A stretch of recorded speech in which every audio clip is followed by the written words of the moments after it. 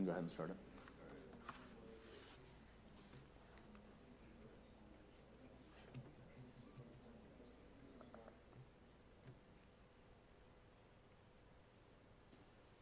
We're just going to wait. We're going to get a live stream so you can watch it again. So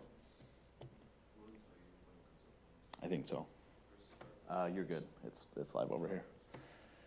Okay, awesome. Thank you all for coming out. This is a draft plan of our Master Trails plan.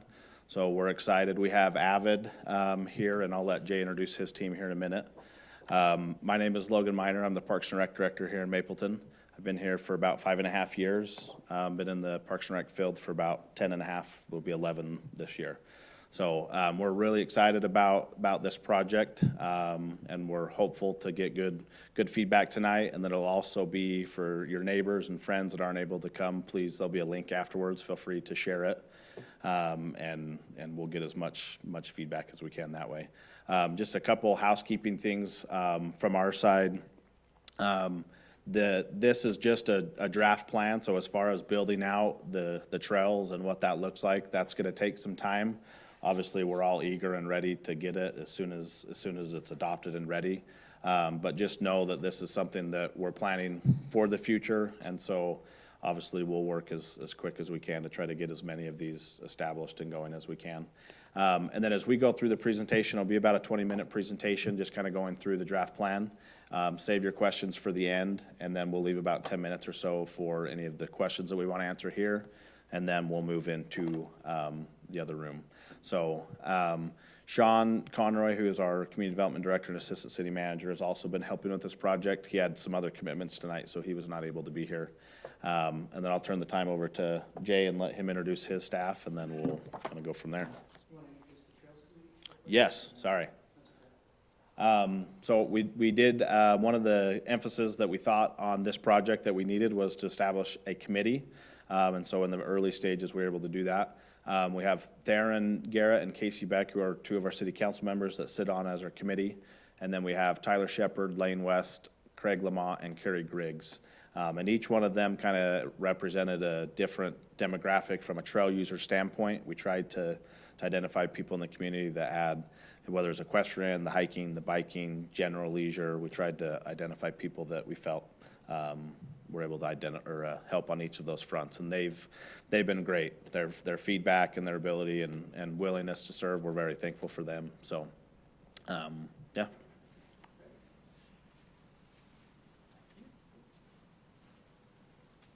Hi, everybody. I'm Jay Heschler with Avid Trails. My team here, our team, we got Justin Lax, who's my partner and president. We have Troy Duffin, who is a technical advisor and a longtime friend of our firm. Annie McMillan is here. She's a trails planner. We had other folks on this project as well. Avid Trails, we are a national company. We're originally founded in Park City, a Utah company, but we work all over the country. We are a planning, a design, and a construction company as far as trails are concerned. And why I bring that up, why I think that's important, is we build a lot of the trails that we design, and we think that gives us a little bit extra insight into what makes a good trail, what makes a sustainable trail. We certainly deal with lots of different trail types, bikers, cyclists, equestrian, hikers, things like that. But so we think that we have a very good understanding of what trails planning is all about. We work all over the country. These are just some examples of places that we work. I'm sure additional green pins have showed up in the last hour or two, but we work in a lot of different places. But specifically Utah, some of the areas that we work, we've done extensive trail systems, including the Bonneville Shoreline Trail in Bountiful, designing a bike park in West Jordan right now. Park City, we've done a lot of the trails. Troy has built a tremendous amount of trails in the Park City area. We've done bike trails in Draper, did a bike park in Oakley. We've worked in Orem. We're doing a whole bike trails master plan in Eagle Mountain. We've done trails in Heber. So very, very versed in the Utah area. And the reason we're here is so that the Mapleton City hired us to do a trails master plan. So what that means, it's a long process. It's very much a conceptual process to get us to what should Mapleton trails look like for the community? Going through the process real quick timeline. We started last summer, fall. We collect tons of spatial analysis. We have a robust GIS department, so a lot of the work that we do is on computer, but we also spend a ton of time on the ground. We spend as much time as possible on the ground, understanding site conditions, understanding constraints, property alignments, that sort of thing. A very big part of this is community involvement. So some of you may know that we did a survey, a community-wide survey. I think we started that last December. The survey was open for a month or so, got a ton of data. I think there were 800 or 1,000 responses, so great response to it. I expected 1,000 people in this room today because of that, but we get the best of the best. And after we take that input, we then start doing the Trails Master Plan. So we really think long and hard about proper alignments, trail usage, user conflicts, where trails are going to go, where we want to get people. So that's the whole planning process. And that's frankly where we're at right now. We're in this phase 4. And then phase 5, after this public input, after we hear from you guys, we then do the final plan, and we present that final plan to the city in the next month or so. Again, this is a plan, so it's conceptual. We work with the city to determine a phasing plan. You know, where do you start? Where do you build trails? We think it's a really strong, ambitious plan. Mapleton is ripe for great trails. You got this amazing bench here behind you. Really great opportunity. So from there, taking you through our process. Site analysis. We start the process by seeing what's out there. We look at other master plans in the area. We look at other regional trails. Where do trails connect? We study your existing plan. That little bar graph tells us that you've got 6 miles of paved paths right now. You've got 2 miles of unpaved, so not a huge amount of trails. And then you've got some local paved stuff, but that's just the starting point. We do a land analysis. Where are the property lines? Where are the constraints? What is city land? How does it relate to the Forest Service? So that's a big part of our planning. We do slope analysis. You know, you got some pretty steep slopes right here next to us, and so a big part of our plan is figuring out sustainable trails in proper grades. So the slope analysis is really important for that. And then we do an analysis. So Mapleton's a big area. That bench area is what, 6 or 7 miles long from north to south. We break this down into pieces. I'm not going to read this to you, but basically this is our SWOT analysis: strengths, weaknesses, opportunities, threats. We identify areas. Basically, we try to figure out where's the best area for trails, where do we want to get people. We broke it down into the north bench. We did a central bench. And by the way, all this information eventually goes into the master plan, so you don't need to worry about this detail now, but it's all very much part of the process. We do the south bench, which is really nice, you know, connections down to Spanish Fork and around the corner. There's a great opportunity to cross underneath the Highway 6 there. So that's the background analysis. The next thing we do is we engage with the public. I'm going to spend a minute here and go over the survey results because I think it's really important for you guys to know how your community feels about trails. These are highlights from that. Again, 800 or more respondents. 84% of them said that they use the existing trails more than 20 times a year. That's a lot of trail users. I see most of you people here look fit and look like trail users, so I think you guys you may even use the trails more than that now. 91% of respondents say their usage of trails would be more if the trails were improved. So, you know, that's an important thing. That means more trails, better trails. Usage type, you know, we talk to hikers, bikers, equestrians. The majority of your residents want multi-use trails. That means you can ride a bike on it, you can hike on it, you can ride a horse on it. A lot of people wanted single-use trails, so it might be equestrian only in places, it might be bike only, so that's a consideration. Another great thing that we ask is, how do you get to trails now? And a huge amount of your residents ride their bikes here. I'm glad you rode your bike here today. I love to see that. Our mission at Avid Trails is we want trailheads as close to people's houses as possible. If you have to get in your car and drive to the trail and it's in your neighborhood, we consider that a fail, but we know people do anyway. So let's make the best experience, get it close to the house, make sure people have access. Amenities for trails, you guys asked for restroom, shade, parking, garbage cans, pet stuff, bike racks, more niceties, which is always a great thing to have. You want to improve connections, which means how do you get in and out of Mapleton? The Bonneville Shoreline Trail. You guys all familiar with the BST? Everybody know? So the BST is from the Idaho border, and basically it ends here at the south of Mapleton, and I think or Nephi is probably where it's intended to go eventually. If you look at the BST master plan, this is kind of a missing link here right now. So that's an important part of what we want to bring to you guys here. And then the last thing that's on here is specific use. You got mountain bikers in town, you got equestrians, hikers, obviously. There are some who want a motorized vehicle, and that's sort of a different conversation, but it's important. And then we do these word clouds. This, again, came from the survey. So the bigger the word is, the more people ask for it. You guys want improved connections, you want amenities, you want more trails. Those are all the important things. Specific use trails. So we see those sorts of things a lot, but they definitely inform our planning. And then why do you use trails? I don't think you guys would be surprised by any of these, but health benefits, connectivity, activity, physical fitness, socialization, all those things. So that's why trails are important, and that's what we want to deliver in this plan. So now we look at the master plan. We, in our planning, have to be guided by some goals and principles. So if you'll kind of work with me a minute, I want to tell you what our principles are. First of all, we want to strategically increase mileage in Mapleton. You guys are kind of shy on trails now, so we want to get you more trails. Number two, diversify the trail types within Mapleton for more user types. Number three, fill existing gaps in the trail system in order to connect Mapleton's neighborhoods to a contiguous trail experience.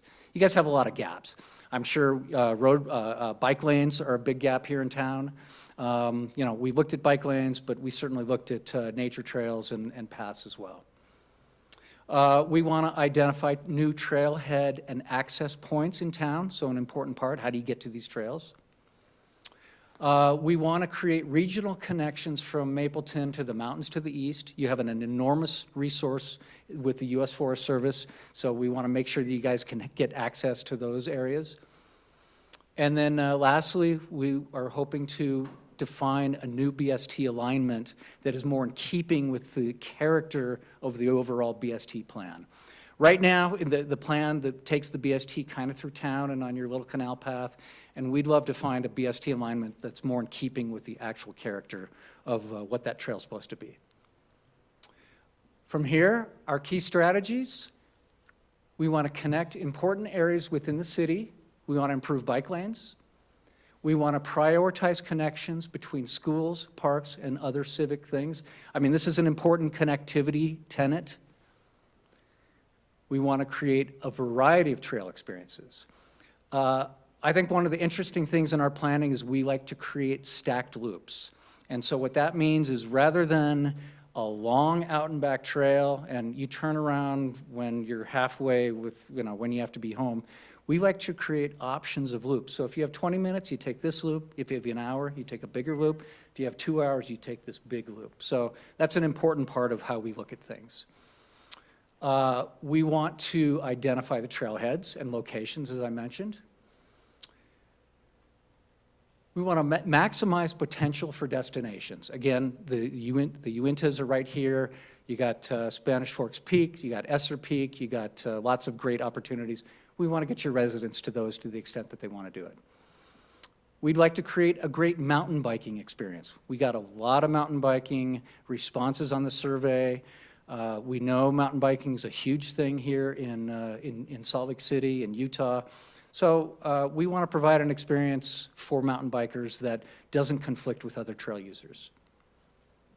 And then again, lastly, we'd love to develop a BST alignment that works for the character of it and gives your residents a really great experience. Now I'm going to show you the different trail types that we're talking about here. There's probably 6 slides here. The first are what we call multi-use paths. In our sphere, in our business, we call paved surfaces, we call those paths, and we call dirt surfaces, natural surface, we call those trails. So we tend to differentiate between paths and trails, between if something's paved or not. So this network of red that you see on here, the solid lines are existing, the dashed lines are proposed, and we'll get into that in more. But basically, it's an all-weather trail. It tends to be wider. You can ride a bike on it. You can, have a stroller. Your canal path is a great multi-use path. Next category is multi-use trails. Now we're soft surface, so you start to see a lot of these blue and purple trails that are in the foothills, on the bench, and you can see there's room for a lot of trails here. And again, the scale here is enormous, okay? If it's 6 miles from north to south, if this were in real life, those blue lines would be like 300 yards wide. This just kind of basically shows you the scale of what's happening, and we'll get into more detail on this in some further slides. And I got a lot greater ones for you to take pictures of, so we'll get to that. The next one are single-use trails, dual use, so hike and bike. This would be no equestrian, but opportunities for hikers and bikers to share these uses. And then, of course, we've got equestrian and hike trails. So we're trying to separate the bikes and the horses wherever possible. There's going to be some situations where all 3, that's a full multi-use trail. But you have enough space that we can start to identify areas where you've got some of these more specific uses. Here's an area for bike optimized. So these are downhill mountain bike trails. And there's a particular area. There's also a planned bike park kind of in that south area, which we're not going to go over today, but these trails here kind of relate to that, so that's why those are in that area. We have some bike lanes. I wish there was more yellow on this map, but we're starting to get more and more bike lanes, and that covers a lot of different things. You got designated lanes, you got sharrows, so there's a couple different types of bike lanes, but we're trying to increase connectivity, particularly to schools. We want kids to ride their bikes to schools. And then lastly, on this trail types, we've identified the BST as a specific alignment.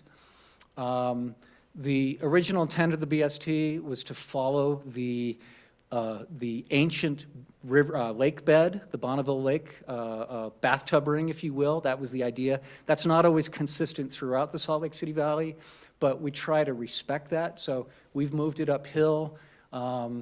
We've built 18 miles of the BST in Bountiful in Davis County. We understand the character of that trail very well, and we think that you guys can have a very similar, awesome experience with the BST here. And then when you put all this together, you kind of start to see the entire plan. So there's a lot to look at here, and there's even a lot more when I go to the next slide. And we're going to talk about this more in detail when we go into the other room, but this is basically the overall map. It's a lot to digest, and so I'm going to take this into pieces here. We'll start with Hobble Creek to Maple Canyon as the machine catches up there. So Hobble Creek to Maple Canyon, the north side of the bench. Here we've got the dark blue trail is the Bonneville Shoreline Trail connecting up to Springville. We've got an opportunity to go into the backcountry with Ether Peak. We have these bench trails. We've got a couple trailheads down at Maple Hills Estates. Obviously, the existing trailhead at Maple Canyon. We're starting to add more access points, and we'll get into that in a second as well. And of course, this connects to all your hard surface paths, which are red. And I realize the color's not really that strong on this particular thing. When we go and look at the map, you'll see that in a little better clarity, with a little more clarity. The middle section, which we're calling Little Slide to Big Slide Canyon, now we start to get some of those stacked loops that I was describing. So all the blue down at the bottom, you've got, you see a lot of switchbacks. These mountains are incredibly steep, right? You guys all know that. So what we're trying to do is create trails that are a grade that is sustainable. You know, if you got old horse trails or old motorcycle trails, they tend to go straight up a hill, right? That's just a terrible trail. It's not sustainable. When it rains, where does the water go? It goes straight down that, creates a trench. You got a maintenance problem. I don't know about you, but I don't like hiking up trails like that. So instead, we try to design trails that are, you know, in the 5 to 7%, much more comfortable to hike or ride a bike or ride a horse on. And so that's why you see a lot of switchbacks. It adds some distance to it, but that also really makes a nice experience. We connect in several places to the Bonneville Shoreline Trail, and then we go up above it too, which is pretty cool. And I guess I can kind of point to some of these things. So the BST is the dark blue. You've got these little switchbacks that come up that connect. So again, the stacked loop idea. If you've only got, you know, a half hour, you might get on at this access point here, come up, hike. You can take the BST. You might come down this way and come around. That's a loop option.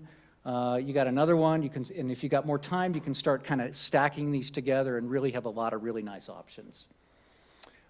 We start to identify destinations. So these little asterisks are overlooks. You know, we've identified areas that are great views of the city, could be great places to put benches, some interpretive things, you know, some historic information, lots of great opportunities to make these trails even more useful. So, you know, we like to think about when people use trails, how are they going to use them? One day you might just want to walk your dog and get a little bit of exercise, but another day you might have friends in town and you want to take them up to the best view of Mapleton or of the whole valley, so we want to create those opportunities for you to get to. So we've thought pretty critically about those sorts of things.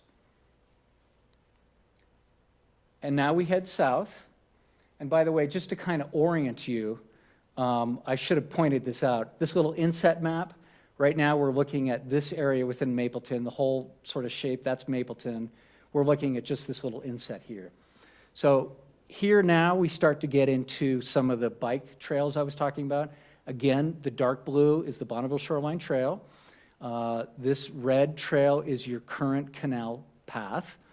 There's some new housing developments here, Harmony Ridge. This is the bike park area that I mentioned before. Some new opportunities for trailheads in this area. Here, this is called Crowd Canyon. And this is a beautiful canyon that kind of goes straight up. Great opportunity to have both a regular trailhead, but also some horse trailer parking. For the equestrian, we've identified this purple alignment, which would be an equestrian trail, again, headed up to Spanish Fork Peak. Over here is a blue climb trail that would be hiking and biking. So kind of go to the same place, but again, kind of separated uses. So it's, we avoid any conflicts. And then these dark green ones are intended to be downhill only mountain bike trails. We'd have a beginner, intermediate, and advanced flow trails. And by the way, these are pretty long. I mean, to give you an idea of scale, this one in the middle is what, Annie, maybe 1.5 miles? 2 miles. So with all these switchbacks from this mountain bike hub, and I should point that out also, we want to create kind of a destination. If you're with your family, you're riding a bike, you know, your kids are at one level, you're at another level, your wife's at a different level, you all ride up together, and then you can each kind of pick your trail, and you all kind of end up at the same time. So kind of like a ski hill situation where you're starting to separate them by degree of difficulty, but kind of keep everybody together at the same place. So if all these switchbacks is roughly 2 miles all the way down. So, I mean, again, to give you an idea of scale, it's a big area. Lots of connectivity opportunities. And then, do we have one more to the south? We do. So Crowd Canyon to the southern border. Again, so we're kind of overlapping, I'm sorry, we're sort of overlapping a bit from where we just were. Is that going to work? Okay, that's done working now. We'll talk about trailheads. Yeah, that's weird. That's, yeah, if you could advance it, if you can go back, please. Yeah, that stopped. You were down, way down. Nope, other way. Keep going. Keep going. Couple more. Probably 3 more pages after that.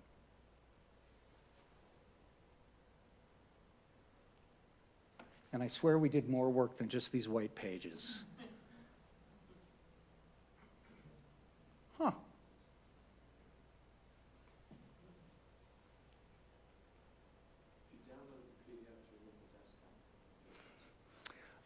I think they did that. But yes, you're right. That, or unplug it and plug it back in, right? There you go. Okay, so if you can scroll forward, I don't know, 10 pages. Keep going.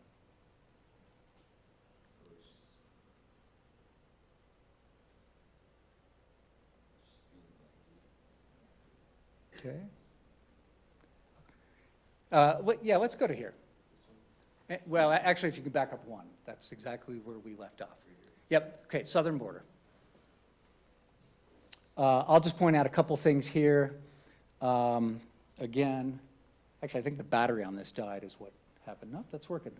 Okay, so the BST comes down again, the dark blue line comes out, crosses down, and then crosses underneath 6 there. A couple more opportunities to connect up here, another trailhead in this new residential community. So that's a quick, and I realize that you're kind of drinking out of a fire hose, but that's a quick overview of the bench trails from north to south. If you could go 1 slide forward, please. I pointed out a lot of those trailheads, but this slide basically shows we have 2 different types of trailheads typically.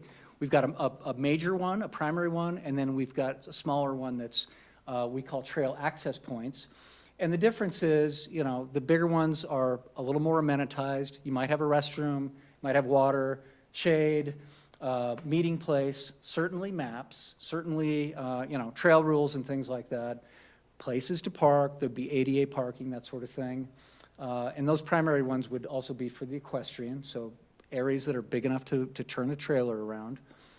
And then the smaller ones, which are the smaller dots on the map. So like at 400 North would be a smaller access that might be simply just a fence, but still have a map. Here's a slightly nicer option. And again, these are sort of representative photos of other trailheads in other communities. So we're not saying we're going to build this exact thing, but just to kind of give you an idea of what we're talking about when we say primary trailhead. But again, maps, information, that sort of thing. And so we've identified, you know, almost a dozen spots. So the dark circles are existing trailheads. So at Maple Canyon, you've already got this existing trailhead, also one at the Whiting Campground. We're recommending a new trailhead here at Maple Hills Estates. Trail access down at 1600 South. This canal, lateral canal at Main Street would be another access point. We have a major trailhead down here at Mapleton Heights.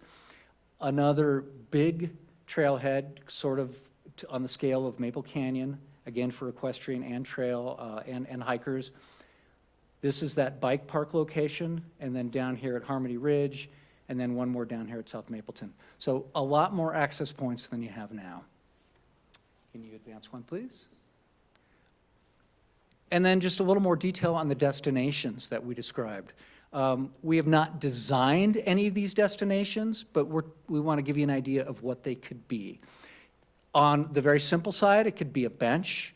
You know, it might be some interpretive signage. It might be some artwork. You know, do some, you know, do some artists co-op things where you start to decorate trails, have destinations with art. You could have, we're interested in adventure courses, things like that, physical fitness. And again, we've identified a bunch of spots on the bench that could be just really nice destinations. Great views, you know, in some cases, really nice flora, great topography. So there's a lot of opportunities for where do these trails go. Next slide, please. And that takes us to the next step. So after this public meeting, our team has a lot of work to do. We're going to go in the other room and look at these maps in more detail. I'll explain that in a second. We start to then also figure out trail distances, you know, which trails, how long are they? Obviously, once we know how long they are, we can start to give the city some probable costs for what we think they might cost for a trail company to build them. We will work with the city on phasing. There's a lot of trails on those maps that we showed you, and so it's not like a magic wand is waved and they all show up. I mean, this could be a 10-year or more build-out. So that identifying which trails to start first based on public input is important.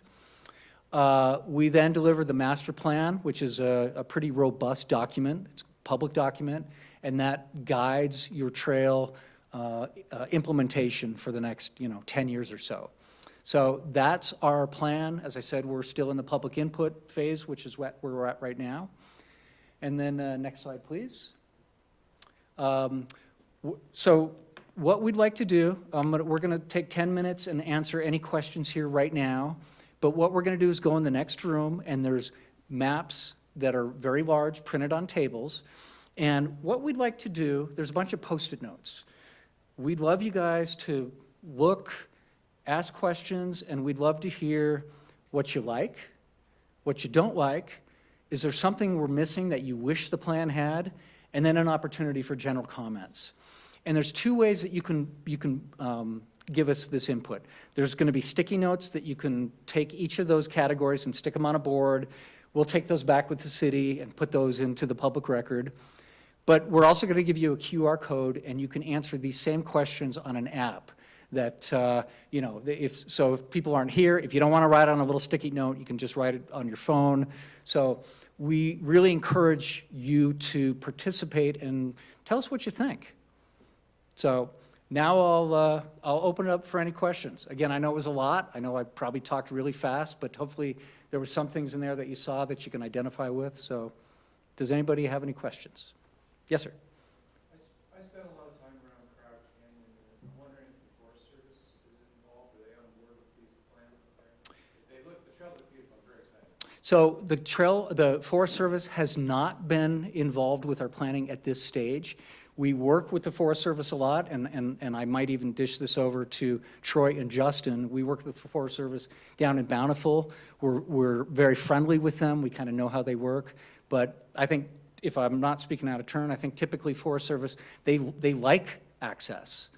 So we don't expect problems. I think the simple answer is no, they haven't been involved thus far. Our experience tells us they're working really openly with towns to, implement programs like this, but that'll be part of the implementation plan. That's right. If I could follow up, there's an elk herd that lives out there in the wintertime, but there would possibly be seasonal closures. We have not considered that, but as I said, we've worked in other areas where we know that there are environmental constraints. And so that is part of this process, is helping identify those things. So then we can either react, close, that sort of thing. You bet. Yeah, lots of times too, that would impact the timing of construction, that, or, dealing with goshawk nesting areas and things like that. So, we all love the nature stuff, and yeah, we would hope to pay close attention to all those factors. Right. Okay. Yes, sir. Jay, thanks, and thanks, Logan. This is great. This is part of the right. I moved to Mapleton. Oh, good. The bike park. Do you have any more information on the bike park itself? Not at this time. The city has engaged us to design that bike park, and so we are kind of in the early stages of that right now, and there will be another opportunity to do the same presentation for the bike park. Focus mostly on mountain biking, or multi-use? It'll be multi-use. I mean, where it's at is mountain bike friendly, but, you know, I'd imagine there's gonna be a pump track, I'd imagine there's gonna be a multi-use path that you can ride a gravel bike up. So we look at all, you know, we like dirt jumpers, we like BMX bikes, we like gravel bikes, we like mountain bikes, we like road bikes. So we're thinking about all those uses. Good, all right. One thing to note on that too, as we looked at it, we also looked that maybe there's an element of that just family-centered experience. So a lot of it will be mountain bike trail or experiences, but there's also gonna be just some of those general come and enjoy a picnic. There'll be a little bit of green space, a pavilion, type of those amenities too. So there's a mix. So if families do want to come, they're still able to have a good experience, and it's not just if you're on a bike, you can go and use it. So we Gotta go all the way, Logan, put a velodrome in there. Attaboy, yep. Indoor velodrome, right. So follow-on question, have you taken into consideration any private land and how it will impact? I see that private property are now starting to throw up barbed wire fences and concrete K-rails to limit access to some of these spots. Right. Well, I think we've worked very hard to work around private property. So all these trails that are shown are around private property? There are a few trails that are dotted lines through private, but I believe those have easements, is that right? So, And that's part of the plan too, working with Logan's team to identify places that we need to go through, you know, forthcoming development projects to connect people in the town or in those projects themselves, you know, in those neighborhoods to the trails on the bench. So, you know, that will be, again, part of the work that happens moving forward is ensuring those connections exist, you know, through parcels that may be developed in the future. That'd be great, because the Twin Hollows and Hidden Hollows, they have a plan for some trails. If you can work with developers, that would be yeah, you know, we do that a lot around the country. We help developers work that language into their development agreements. You know, because the developers want trails, you know, we push for public access wherever possible. Yeah, a quarter-mile trail is great in a neighborhood, but if it's just dead end, Then it's a useless trail, right? Yeah, so, you bet. One thing to note on that too, quite a bit of this property, I don't know what the percentage is, but quite a bit of it is city-owned property. Especially a lot of those stacked loops on the lower section, a good majority of that land is city-owned property. So, And that was a focus of our work to some degree, was kind of really taking a close look at property the city controls so that, you know, we can sort of ensure the trail system can be built out largely the way we envision it. And then, you know, obviously these connections out are things that will take a little more effort. But yeah, we think it's a robust system on city property. Yeah, that's where our main focus is on city-owned land, so. Can I make a comment? It's very important to note here that a lot of us know about the TDR system, and some of us have mixed feelings about the TDR system. But this is the crowning glory and the benefits of the TDR system is that there are hundreds and hundreds of acres of bench property that has been preserved by the TDR program that allows us to have so many miles of trails in these areas that are city-owned and public access. Yeah, it's unprecedented. I mean, as I said, we work a lot around the country, and having this much city land is a real gem. Yes. So I'm Terry Davis. I work for the Utah State Board of Education. Hi, Terry. But I'm also a citizen here in Mapleton.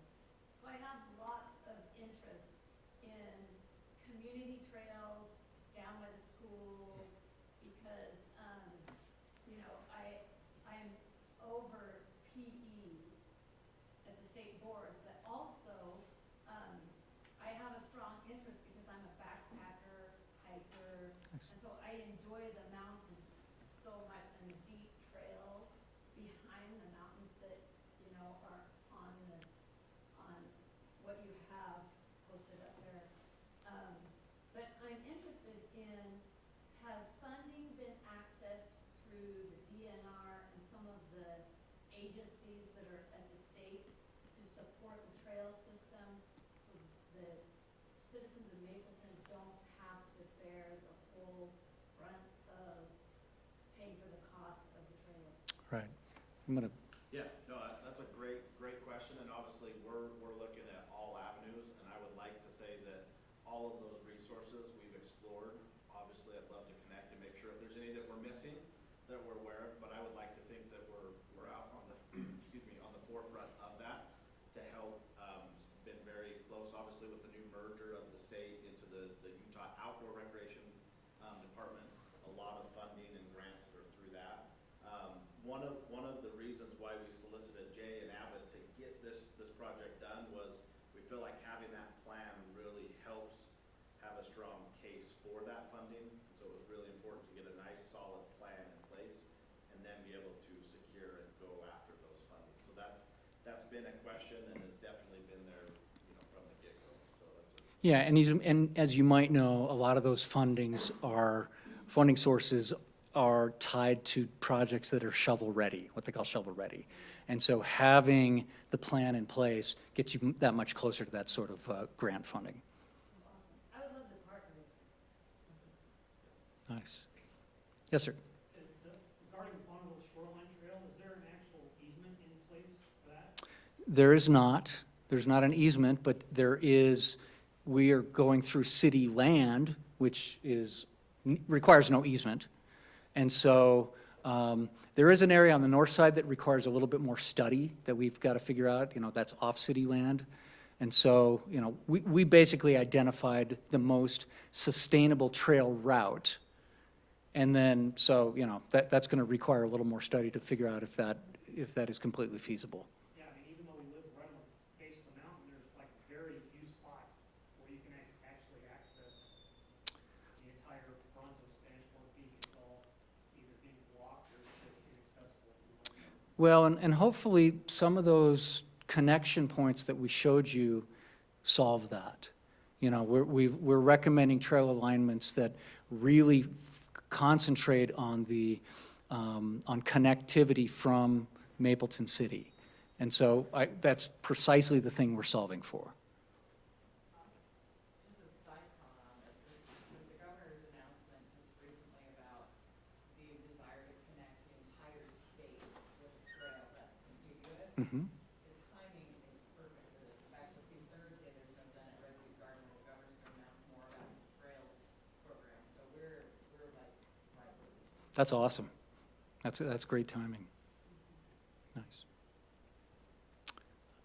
Yes, sir. To the trails along the power easement, is that what they do? I'm sorry, is your question what about that? No, I assume that the trail follows the power easement.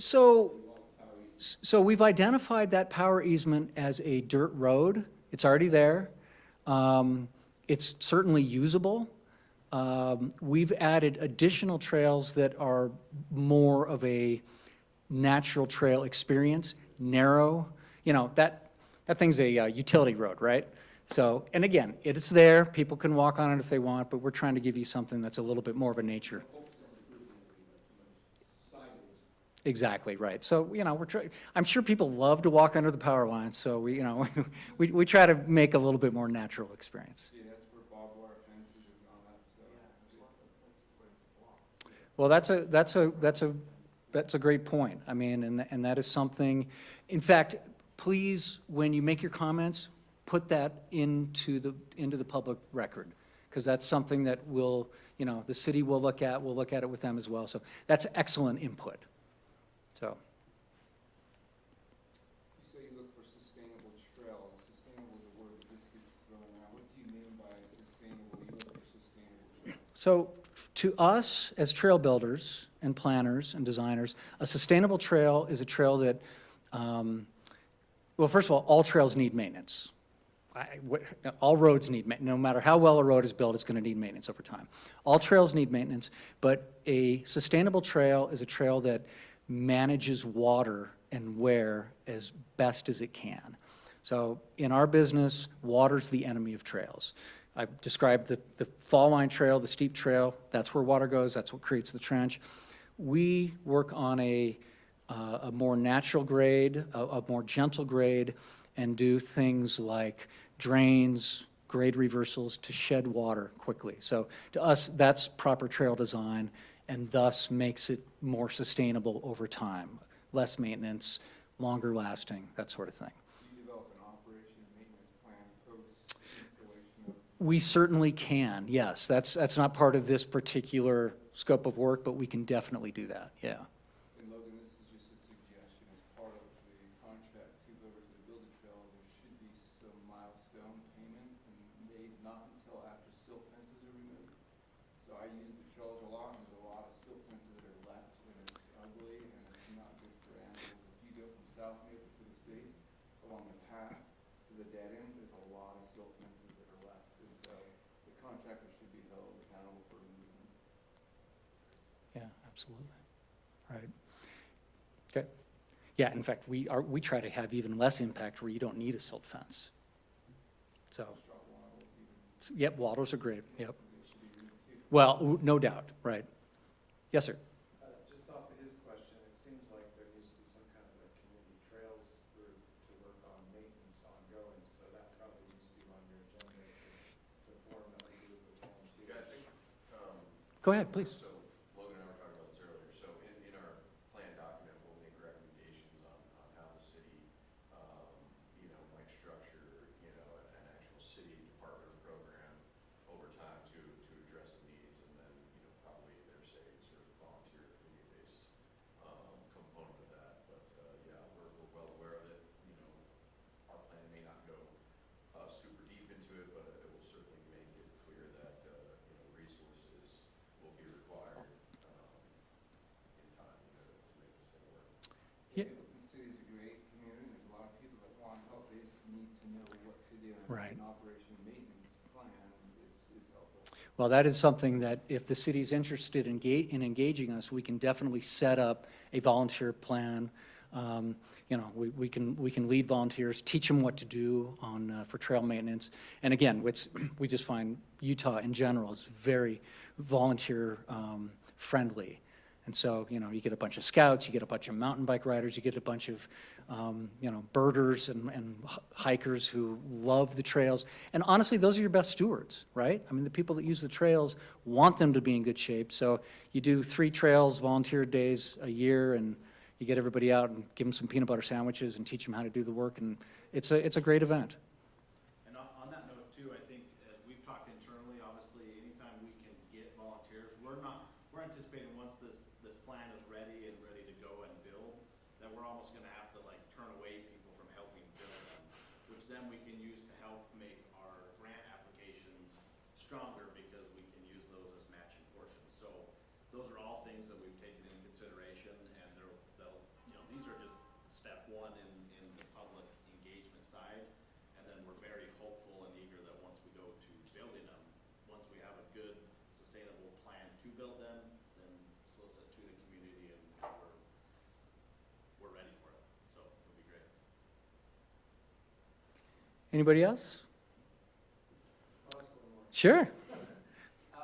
What are your plans involved in as far as discouraging off-road vehicle usage on these new trails? Because they're obviously designed for pedestrians. It's a great That's question. a very popular activity here, a lot of sunset riders sneaking around in the dark. I'm sure the officers know about that. Right.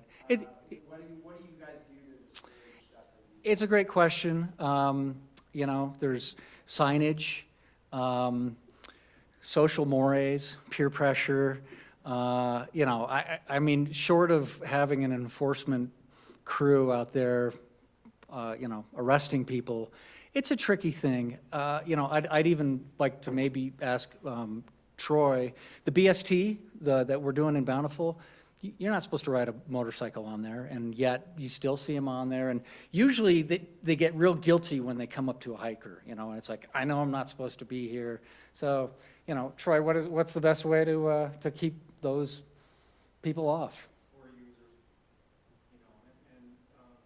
yeah, you refer to it as a social solution, and that really is a solution, and that's what's gonna give you the developer benefit. We've done everything from signs to physical barriers, and there's a lot of different physical barriers you can try, but an area like this, there's always 10 feet or 50 feet, You can ride around, so yeah. they're not even worth it. But It will be a challenge, but also, right now there really is no formal system here either. So, it's sort of just whatever's happening is happening to some degree, I think. And so, just kind of formalizing things, I think, will go a long way. And just for the record, anyone who is a OHV user here, our team is made up of them as well. So, just in the right places. Yeah, and one thing, I just think it's an opportunity for the community to, I don't know what we call a trail ranger program or something where we can create an opportunity for the community to actually come in and be part of that policing. Again, back to their points of the trail users are the ones that help us, and I feel like, at least I don't see it as a barrier as much as an opportunity to get more people involved and help, and the more eyes and the more people that use it, the better solutions we have. Having a brigade of Mapleton trail rangers where, they get a T-shirt, they get a jacket, they get a first aid kit, they have a bike repair. I'm serious. I mean, we've seen this other places where you get retired people, you get people that want to ride their bikes on weekends and get a little extra miles, you get volunteers who might get some school credit for it, but they're a community. Posse's not the right word, but they're out there to help. They're out to answer questions, but they're also eyes on the trail. They're the ones that lead the volunteer days, and so having this ranger team is a really great way to kind of self-police, if you will. So. One other note on that too, part of it from our side, from a Parks and Rec, is we'll kind of be the ones diving into the maintenance and upkeep, is we're gonna work closely with our neighboring communities that have these robust trail systems and lean to them and say, what are you, because a lot of the Drapers, the Corner Canyon and Park City, I mean, they're years and years down this road, and so they may have things that they found that are beneficial, and so we're gonna lean to them as, hopefully mentors and help us kind of implement this, our way. We don't want to reinvent the wheel, so. Right. But a good signage program is important, very clear. What are these trails for? Where do they go? How far is it? What can I expect as a user? Draper has a great team where if it rains and you have very your clayey soils, you got a lot of the clay in soils, and when they get wet, they get greasy.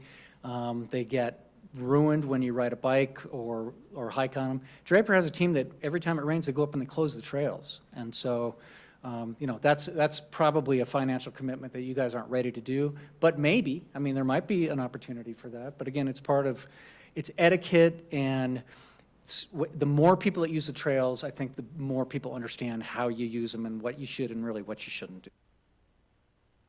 I can agree with you in that going up Mill Creek Canyon with a dog, I was told by more other users in the area about the rules. You got shamed on the dog, yeah, and it's like, what do you mean I can't bring my dog here? Yeah, it does work. And you should explain why. Just saying no dogs makes you seem like a jerk.